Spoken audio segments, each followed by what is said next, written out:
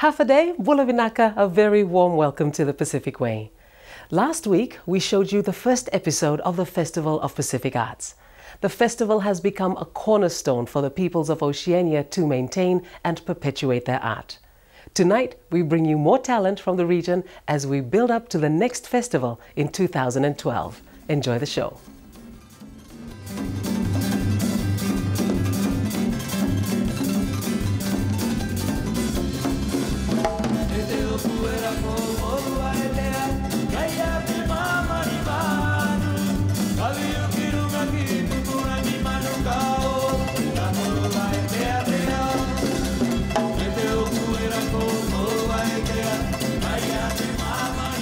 Each country had their repertoire of performances for both the day and evening programs.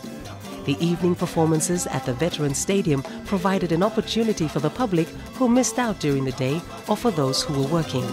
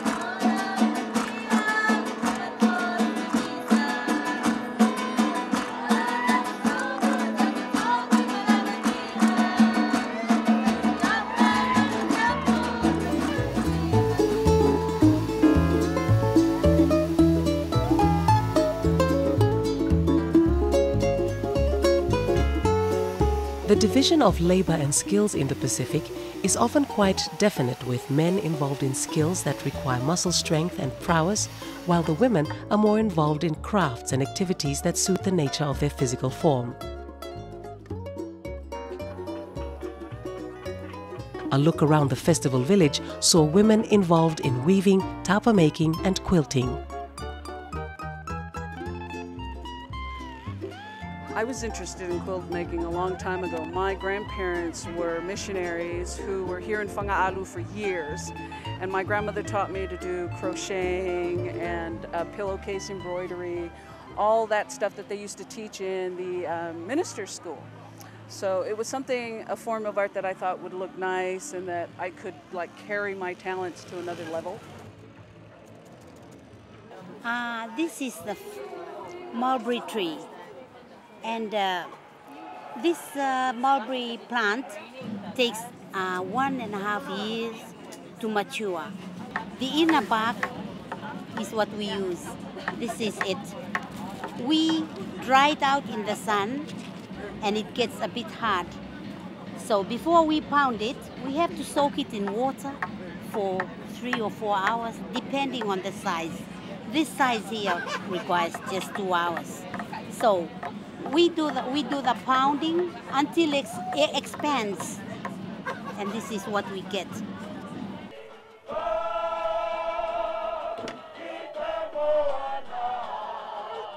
However, times are changing as now men have also taken up weaving in a serious way.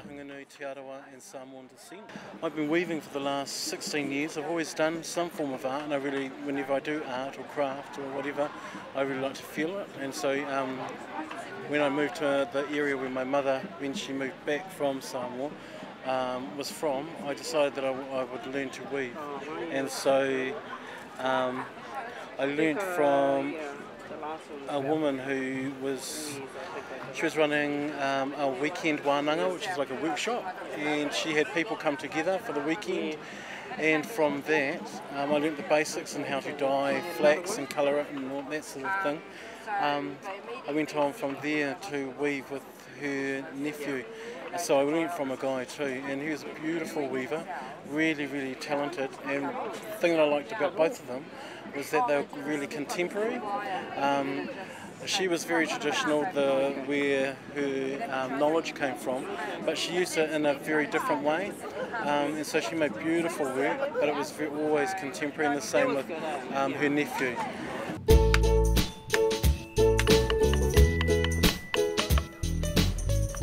Carving, on the other hand, remains a predominantly male domain, although females sometimes lend a helping hand.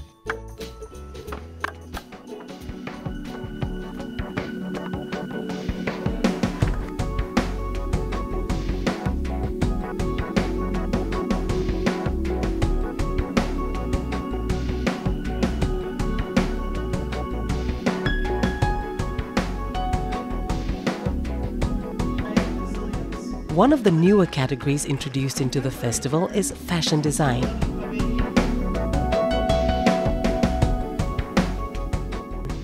Interest continues to grow, and it is very likely that this category will develop to become a big and popular event.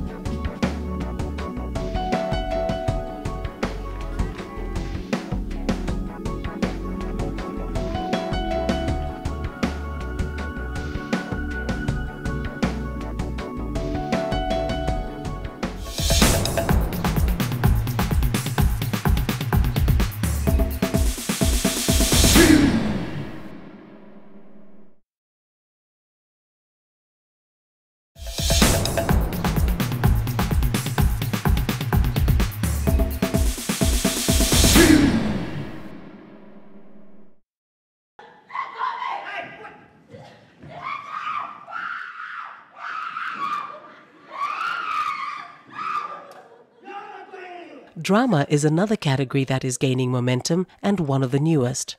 It was first introduced at the Palau Festival in 2004.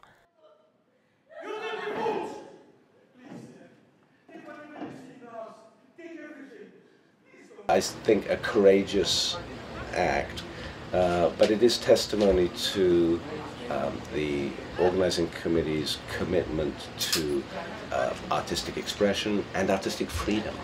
You know, that it isn't just simply about promoting a positive national image. I think as theatre artists, well, any artist, you need to tell the truth.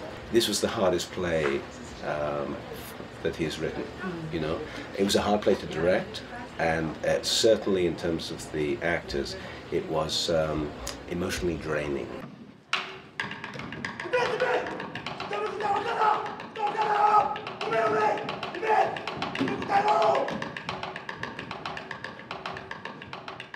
Among the countries that took part were Fiji, Hawaii, and New Caledonia.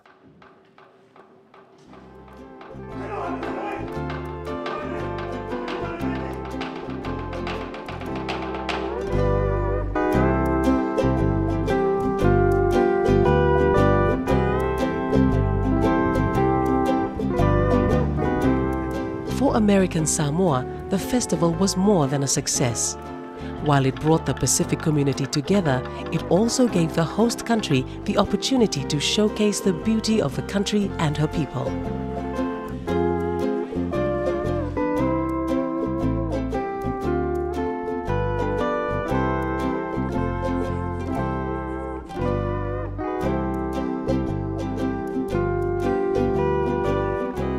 In spite of the hard work, it has been well worth the effort.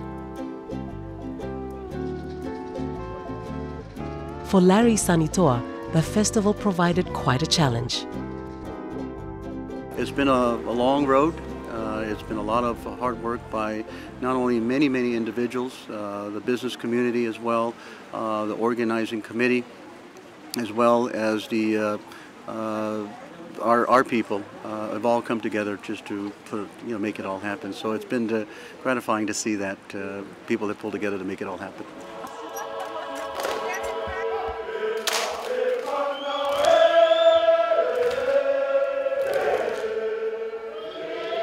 For 2 weeks, the festivities continued, and each night there was always the performances, often the highlight of the day.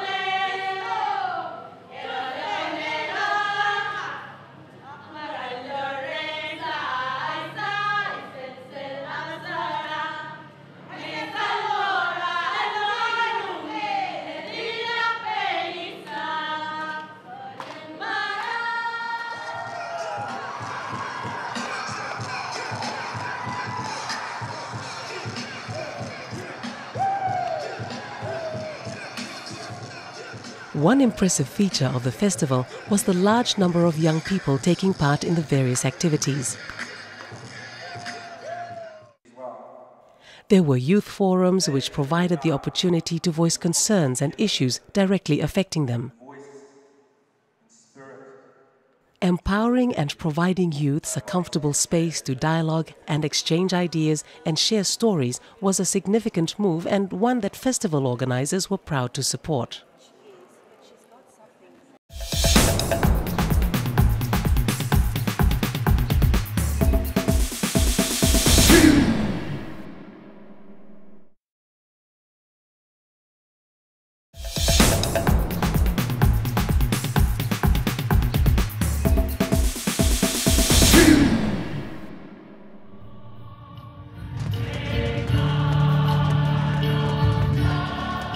As the festival drew to a close, friendships were established and there were many fond memories to take back home.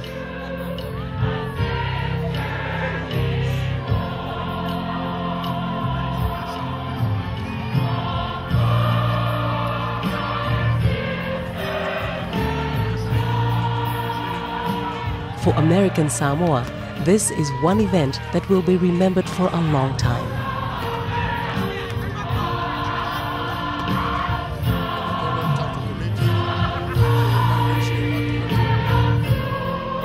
They have been gracious hosts, and the visitors have enjoyed their hospitality.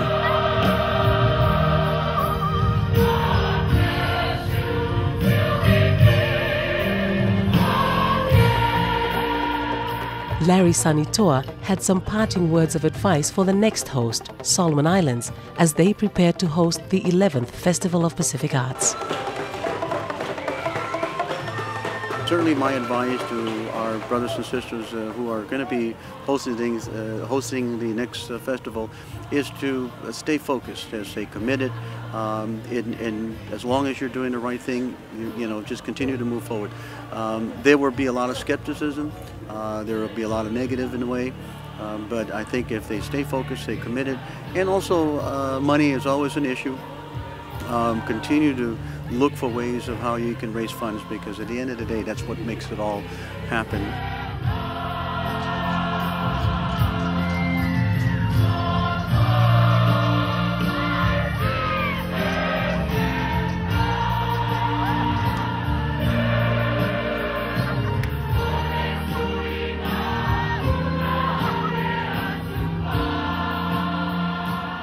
The closing ceremony became a farewell for one big happy family, all looking forward to meeting up again in 4 years' time in Honiara in the Solomon Islands.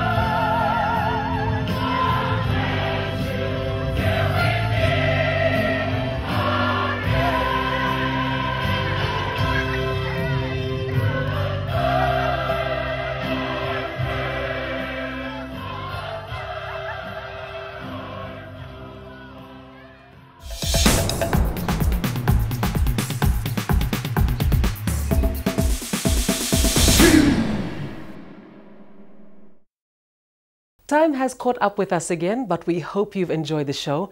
If you wish to learn more about the Pacific Way, you can visit our website at www.sbc.int/RMC or find us on Facebook. Drop us a line, we'd love to hear from you. Until next time, Tofa, Balo Yuk, bye-bye.